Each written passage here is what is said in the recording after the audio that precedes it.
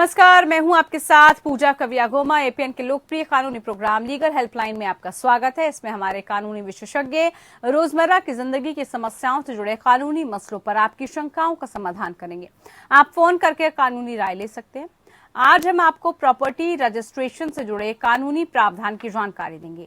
Registration act 1908 के section 17 के मुताबिक सभी लेन देन जिसमें एक अचल संपत्ति की बिक्री शामिल होती है उसको रजिस्टर्ड कराया जाना जरूरी है। इसका मतलब है कि अचल संपत्ति की बिक्री से जुड़े सभी लेन देन को पंजीकृत कराया जाना चाहिए, क्योंकि कोई भी अचल संपत्ति 100 रुपए में तो खरीदी नहीं जा सकती। इसके अलावा अचल संपत्ति के गिफ्ट के साथ साथ 12 महीनों से ज्यादा की अवधि के लिए लीज पर दी गई संपत्ति को भी अनिवार्य रूप से पंजीकृत कराना जरूरी है। खास मामलों में अगर कोई पक्ष सब रजिस्ट्रार के दफ्तर नहीं आ जा सकता तो सब रजिस्ट्रार अपने किसी अफसर को रजिस्ट्रेशन के दस्तावेज उस शख्स के घर पर लाने के लिए नियुक्त कर सकता है। अचल संपत्ति में जमीन, इमारत और इन संपत्तियों के कोई भी अधिकार जुड़े होते हैं जिन दस्तावेजों को अनिवार्य रूप से रजिस्टर्ड कराना है। उन्हें निष्पादन के 4 महीने के भीतर तय फीस के साथ जमा कराना चाहिए। अगर समय सीमा बीत जाती है तो आप सब रजिस्ट्रार के दफ्तर में एप्लीकेशन दायर कर अगले 4 महीने के भीतर देरी के लिए माफी मांग सकते हैं। तो ये तो थी बुनियादी जानकारी। विस्तार में हमारे आज के कानूनी विशेषज्ञ हैं अधिवक्ता ऋषिपाल सिंह जी। आपको जानकारी देंगे ऋषिपाल जी। प्रॉपर्टी रजिस्ट्रेशन से जुड़े तमाम कानूनी पहलुओं की जानकारी उनसे लेंगे हम। अगर आपका प्रॉपर्टी रजिस्ट्रेशन से जुड़ा कोई भी सवाल है तो आप फोन करके राय ले सकते हैं। हमारा फोन नंबर आपकी टेलीविजन स्क्रीन पर इस वक्त नजर आ रहा है। उन फोन नंबर पर आप कॉल कर सकते हैं। कॉल करके आप हमारे साथ जुड़ सकते हैं और जो भी आपका सवाल है हम तक जरूर पहुंचा सकते हैं। तो खास मेहमान हमारे साथ जुड़ चुके हैं ऋषिपाल जी। उनसे हम आज चर्चा करेंगे प्रॉपर्टी रजिस्ट्रेशन से जुड़े जो भी कानूनी पहलू हैं उसको लेकर। तो प्रॉपर्टी रजिस्ट्रेशन से जुड़ी कानूनी जानकारी आज आप ले सकते हैं। टेलीफोन नंबर्स आपकी टेलीविजन स्क्रीन पर हम फ्लैश कर रहे हैं, आप इन नंबर्स पर कॉल कर सकते हैं।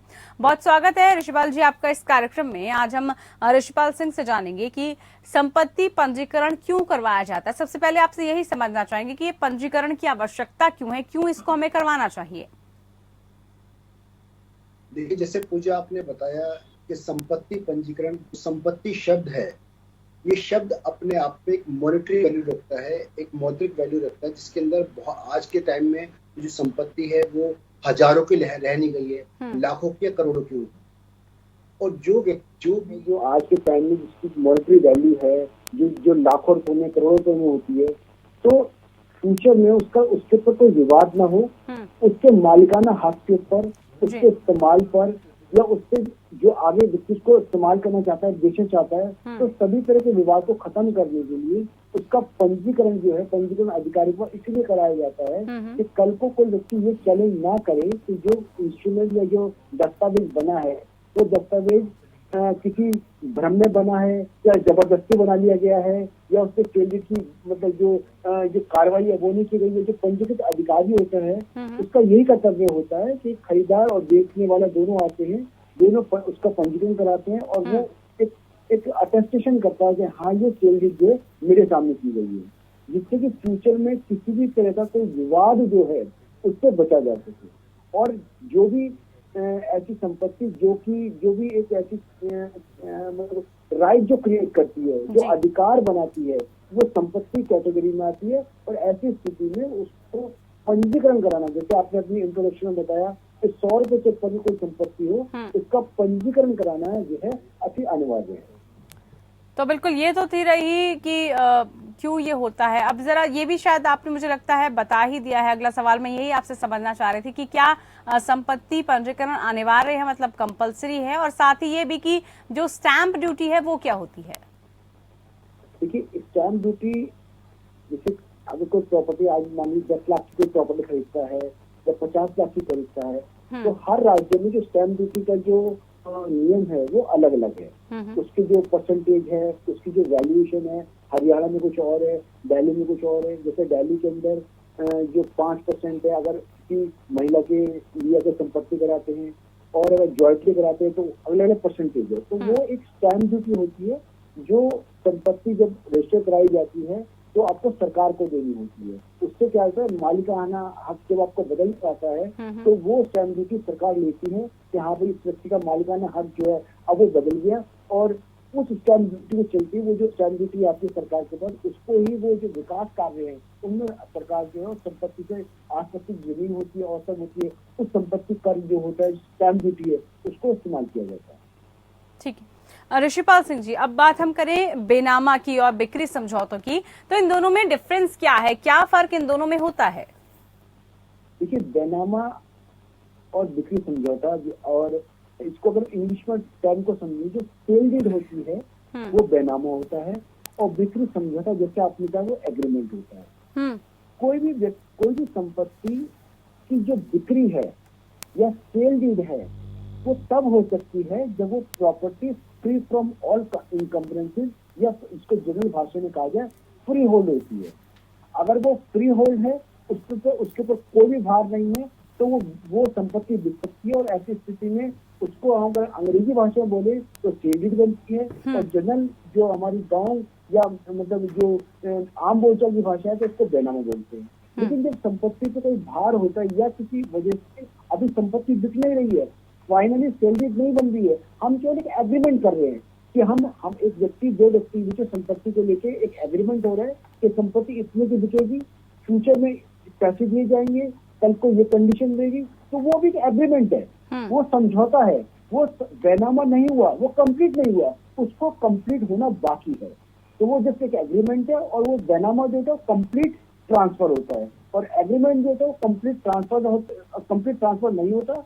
बहुत सारे राइट होते हैं जो उसमें ट्रांसफर नहीं होते, जो खरीदार को नहीं मिलते, लेकिन जो बेनामा के अंदर वो संपत्ति खरीद लेता है, सेल डीड में खरीद लेता है, तो वो एब्सोल्यूट ऑनर जो है उस प्रॉपर्टी का बन जाता है। मुकेश कुमार हमारे साथ जुड़े हैं, एक दर्शक हाजीपुर बिहार से। मुकेश जी नमस्कार, पूछिए क्या सवाल है आपका अधिवक्ता से, क्या जानकारी लेना चाहते हैं? जानकारी सर, मैडम हमारी CRP 125 का केस चल रहा है। हेलो, पूछिए। 125 का केस चला मैडम।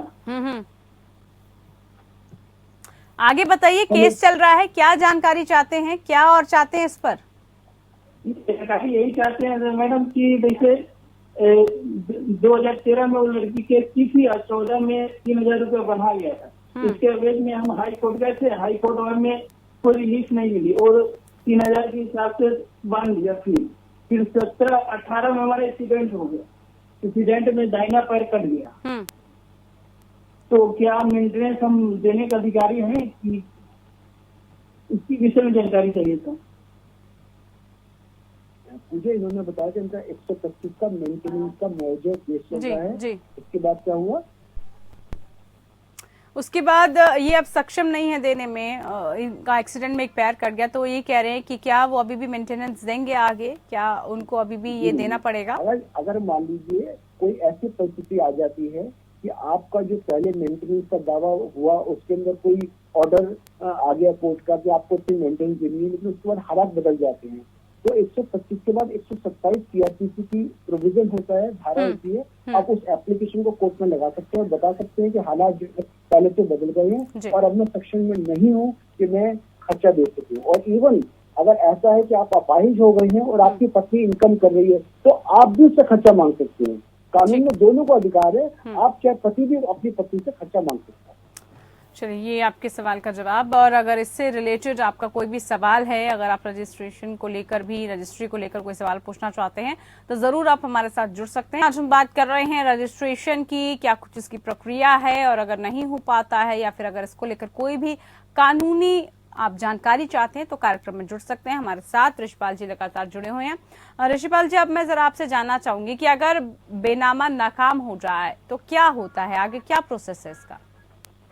देखिए, जैसे सेल डीड जो बेनामा है, अगर किसी व्यक्ति ने बेनामा कराया है और कराने के बावजूद भी जो है उसको उस प्रॉपर्टी का उसका कब्जा नहीं मिलता, या वो प्रॉपर्टी का जितने प्रॉपर्टी उसने खरीदी है उससे उसका एरिया कम है, या उसमें कोई और डिफेक्ट है, तो ऐसी स्थिति में जो दीवानी न्यायालय होता है, जो डिस्ट्रिक्ट कोर्ट होता है, डिस्ट्रिक्ट कोर्ट के अंदर आपको दावा डालना होता है। और या तो आप उस स्थिति में कह सकते हैं कि मुझे कब्जा नहीं दिया गया, मुझे प्रॉपर्टी कब्जा दिलवाया जाए, या जो मेरा मुआवजा है वो दिया जाए, या अगर वो मान लीजिए कब्जा नहीं दे रहा है तो आप दोबारा से जो आपने सेल डीड का मनी दिया है वो with interest with registration fees जिसके खर्चे लगे हैं और अपने मुआवजे के समेत अब वो पैसे अपने बेचने वाले से दोबारा मांग सकते हैं। चलिए, ये तो रही बात कि क्या कुछ उसका प्रोसेस है। अब बड़ी महत्वपूर्ण बात हो जाती है कि जब भी कोई शख्स रजिस्ट्रेशन के लिए जाता है तो किन दस्तावेजों का होना अनिवार्य है, कौन कौन सी ऐसे डॉक्यूमेंट्स होने चाहिए उसके पास ताकि मतलब कोई कैंसिलेशन ना हो जाए, उसका रजिस्ट्रेशन ना हो। देखिए, जब भी किसी भी प्रॉपर्टी का रजिस्ट्रेशन होता है तो उस प्रॉपर्टी का जो एनओसी होती है, जो डिपार्टमेंट होता है उससे एनओसी आती है कि ये प्रॉपर्टी आगे सेल हो सकती है या नहीं हो सकती। तो उस प्रॉपर्टी की पूर्ण डिटेल जो होती है, जो भी आपका वकील है जो रजिस्टर करने जा रहे हैं, पूर्ण डिटेल उसमें होनी चाहिए। तो पूर्ण डिटेल के साथ वो अपने बैनामा के अंदर शामिल करें इस प्रॉपर्टी का जो साइड है ये है और इसका एरिया कितना है, कंप्लीट डिटेल होनी चाहिए। इसके अलावा बेचने वाला खरीदने वाला दोनों के जो आधार कार्ड होने चाहिए। इसके अलावा दो विटनेस भी जरूरी है जिनके आधार कार्ड होने चाहिए जो इस बात को अटेस्ट कर सके कि सेल डीड उनके सामने की गई है। तो चारों पार्टी, खरीदने वाला, बेचने वाला और दो विटनेस, उन चारों के आधार कार्ड होने चाहिए। इसके अलावा जो प्रॉपर्टी की जो डिटेल है वो होनी चाहिए। और अगर आपको ऐसा लगता है कि प्रॉपर्टी किसी ज्वाइंट प्रॉपर्टी में है या कोई प्रॉपर्टी का आइडेंटिफिकेशन जरूरी है तो साथ साथ अगर प्रॉपर्टी के रजिस्ट्रेशन के साथ साथ अगर आप उसका मैप भी लगा देते हैं उसके अंदर और वो सेल डीड का या बैनामी का पार्ट बन जाता है तो वो आप खरीदार के लिए और अच्छा बेहतर हो जाता है कि उसकी प्रॉपर्टी डिफाइन हो जाती है। ऋषिपाल जी, रजिस्ट्रेशन की प्रक्रिया क्या होती है, मतलब क्या प्रोसेस है इसका, कैसे रजिस्ट्री होती है? मान लीजिए हम ये सब डॉक्यूमेंट्स ले गए तो उसके बाद क्या हमें करना होगा आगे? देखिए, जब भी एक एग्रीमेंट दो पार्टीज के बीच में हो जाता है कि हमने प्रॉपर्टी खरीदनी है और फला डेट को उसकी पेमेंट हमने करनी है, तो जब उनकी डेट फिक्स हो जाती है तो जो भी उनका वकील होता है उस वकील को उन्होंने बताना होता है कि हमने इसकी प्रॉपर्टी को रजिस्टर्ड कराना है। तो रजिस्टर्ड कराने के लिए सबसे पहले उनको स्टैम्प ड्यूटी परचेज करनी पड़ती है। रजिस्ट्रेशन जो चार्ज होती है वो परचेज करना पड़ता है। वो परचेज करने के बाद आजकल तो दिल्ली के अंदर एक ऑनलाइन बुकिंग मिलती है, आपको स्लॉट मिलता है, आपको अपॉइंटमेंट मिलता है कि जिससे में आपको पेश होना है, आपको रजिस्ट्रार के सामने पेश होना है। तो आपका वकील जो है वो आपकी सेल डीड को कंप्लीट करता है, उसको टाइप करता है, आप उसको चेक करते हैं। चेक करने के बाद पार्टी जाती है, उनको साइन करती है। साइन करने के बाद जो आपकी ये चेक होती है कि आपकी जो रजिस्ट्रेशन फीस है वो आपने प्रॉपर भर रखी है नहीं भर रखी है, और जो आपने अदायगी कर रहे हैं, जो आप अपने जो रकम जो आप दे रहे हैं, जो कि इस समय 2 लाख या जितनी भी आप पैसा देंगे तो आप सारा एक नंबर में देंगे, डिमांड और डिमांड ड्राफ्ट के साथ देंगे या चेक देंगे, तो वो सारी चीज आपके सेल डीड में या बैनामे में शामिल होती है। वो शामिल होने के बाद दोनों पार्टी साइन करती है, दोनों विटनेस साइन करते हैं, उनके आधार कार्ड के नंबर लिखे जाते हैं। उसके बाद कंप्लीट होने के बाद फिर रजिस्ट्रार के सामने पार्टी को पेश होना होता है। रजिस्ट्रार पूछ भी देता है कि आपको जो ये प्रॉपर्टी बेची है क्या इसकी सारी की आपको अदायगी या सारा जो पैसा है वो मिल गया, वो हाँ कहता है। तो उसके बाद रजिस्ट्रेशन प्रक्रिया में अगला प्रक्रिया होती है कि आप जो उनका डिपार्टमेंट होता है उसके अंदर आपकी फोटो खींचती है, वो फोटो खींची जाती है खरीदार की, बेचने वाले की भी और विटनेस की भी। उसके बाद आपका रजिस्ट्रेशन का जो प्रक्रिया है वो वहाँ कंप्लीट हो जाती है। तो उसके 1 या 2 दिन के अंदर रजिस्ट्रार उसको रजिस्टर्ड करके उसको रजिस्ट्रेशन नंबर अलॉट कर देता है। चलिए, ये तो प्रोसेस रहा, बिल्कुल बड़े विस्तार से आपने ऋषिपाल सिंह जी बताया हमें। अब जरा हम समय सीमा की बात कर लें, कितना मतलब समय मिल पाता है रजिस्ट्रेशन का, कितने समय में हो जाता है, और फीस क्या इसकी लगती है, कितनी फीस हम लोगों को जमा करनी होती है? जो भी शख्स रजिस्ट्रेशन के लिए जाता है कितना अमाउंट उसको वहाँ पे करना है? देखिए, रजिस्ट्रेशन जो फीस होती है जैसे दिल्ली के अंदर है, जितना भी सेल अमाउंट है उस सेल अमाउंट का जो 1% होता है वो रजिस्ट्रेशन, एक्चुअली क्या हर राज्य में रजिस्ट्रेशन फीस स्टैम्प ड्यूटी अलग अलग होती है। तो जिस राज्य की जो भी स्टैम्प ड्यूटी होती है वो स्टैम्प ड्यूटी एडवांस में आपको अपने अकाउंट से परचेज करनी पड़ती है।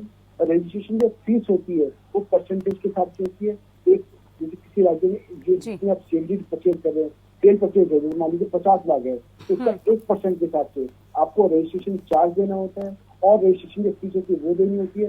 वो परचेज करने के बाद, ये सब चीज परचेज होने के बाद आपकी जो बैनामा बनता है उनमें इन सब चीज का हवाला होता है कि आपने रजिस्ट्रेशन फीस पे कर दी है, स्टैम्प ड्यूटी पे कर दी है। तो ये सब कुछ का हवाला होने के बाद फिर आपके पास समय होता है कि आपको रजिस्ट्रेशन का एक स्लॉट दिया जाता है, टाइम दिया जाता है कि आपको फला दिन जो है रजिस्टर के सामने अपीयर होना है। तो वो 2 दिन भी हो सकता है, 1 हफ्ता भी हो सकता है। उसके बाद आपको वहाँ पर उसके सामने अपियर होना है। जब आप वहाँ पर उसके सामने खड़े हो जाते हैं, अपनी बात को बता देते हैं, रजिस्ट्रार संतुष्ट हो जाता है, इस बात से भी संतुष्ट हो जाता है कि आपके बीच में जो पैसे का लेन देन है वो भी सही तरीके से हुआ है, तो आपकी जो रजिस्ट्री है वो कंप्लीट हो जाती है। और जितना भी समय इसमें लगता है वो डिपेंड करता है कि आपको जो स्लॉट मिला है वो कब तक मिला है। चलिए, ये तो बात रही कि कितना जो है इसमें समय लगता है। अगर कोई प्रॉपर्टी का रजिस्ट्रेशन ही नहीं कराता और कराने पर क्या होता है, मतलब कुछ इसमें कानूनी प्रावधान है कि आपने कोई प्रॉपर्टी ली और अगर आपने उसका रजिस्ट्रेशन नहीं कराया तो उसके खिलाफ क्या कुछ कानूनी कार्रवाई भी हो सकती है? देखिए, ऐसा तो कानूनी कार्रवाई नहीं हो सकती अगर 2 पार्टीज हैं, 2 पार्टीज ने एग्रीमेंट कर रखा है और केवल पजेशन को ही बेचा है, तो कानून में ऐसा प्रावधान नहीं है कि अगर कोई व्यक्ति रजिस्ट्रेशन नहीं कराता है तो उसको कानूनी रूप से जो है कोई केस बनेगा। लेकिन अगर मान लीजिए रजिस्ट्रेशन का, जैसे सबसे पहले मैंने बताया, वो पर्पज उसका ये है कि 2 पार्टीज के बीच में अगर मान लो कल को डिस्प्यूट हो जाता है किसी बात को लेके कि किसके डॉक्यूमेंट ठीक है किसके गलत है, तो रजिस्ट्रेशन जो है ये रजिस्ट्रार एक तरह का रिकॉर्ड है, वहाँ पर आपका रिकॉर्ड मेंटेन होता है। उसको बताया जाता है कि हाँ खरीदा बेचने वाला जो है फला डेट को आया था, उसने प्रॉपर्टी बेची थी, उसने उसके साइन किए थे, तो उसके बाद वो मुकर नहीं सकता। लेकिन अगर प्रॉपर्टी के डॉक्यूमेंट आपके रजिस्टर्ड नहीं है और बेचने वाला व्यक्ति मुकर जाता है कि नहीं मेरे साइन तो है नहीं, तो ऐसी स्थिति में फिर आपको बहुत लंबी प्रक्रिया के अंदर जाना पड़ता है, केस डालना पड़ता है, उसके अंदर जो सिग्नेचर है वो वेरीफाई होने जाते हैं और बहुत सारी स्थिति में जो प्रॉपर्टी होती है उसको लिटिगेशन हो जाती है और अपने आप को पार्टी बहुत सारे पैसे भी खर्च होते हैं, समय भी लगता है, मानसिक तो परेशानी होती है। तो ऐसी स्थिति में सरकार चाहती है कि प्रॉपर्टी का रजिस्ट्रेशन कराएं जिससे कि वो एक रिकॉर्ड के रूप में रजिस्टर ऑफिस के अंदर वो मेंटेन है और सिक्योर भी हो जाता है। आपने कोई चैलेंज पे करता है तो रिकॉर्ड को वहां से मंगाया जाता है और वो रिकॉर्ड ऑथेंटिकेट होता है और कोर्ट उसको मानता है। बिल्कुल, और इसीलिए काफी इंपॉर्टेंट हो जाता है कि आप जरूर अपनी प्रॉपर्टी की जो है रजिस्ट्री करवाएं। ऋषभलाल जी, बहुत विस्तार से आपने तमाम जानकारी दी रजिस्ट्री को लेकर और जो भी इसमें शंकाएं थी उसका आपने निराकरण भी किया। बहुत शुक्रिया आपका, आप जुड़े हमारे साथ और खास चर्चा में आपने तमाम चीजों का विस्तार से जानकारी दी।